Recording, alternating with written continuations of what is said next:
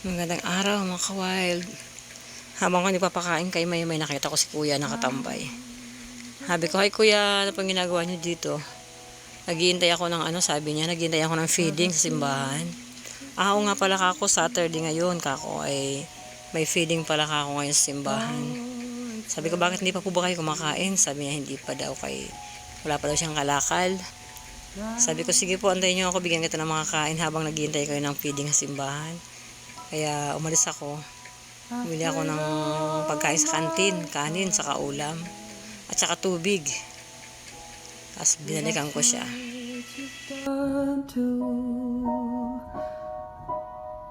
At binalikan ko si kuya at sabi ko, kumain muna kayo habang nag-aantay kayo ng feeding sa simbahan. Kaya binigay ko sa kanya yung pagkain at least makakain na siya. At ayan si Maymay, umiksena. Katapos ko lang po pakainin yan. Ayan na, naglalakad-lakad na po si Maymay. Beside the victory, that's a destiny.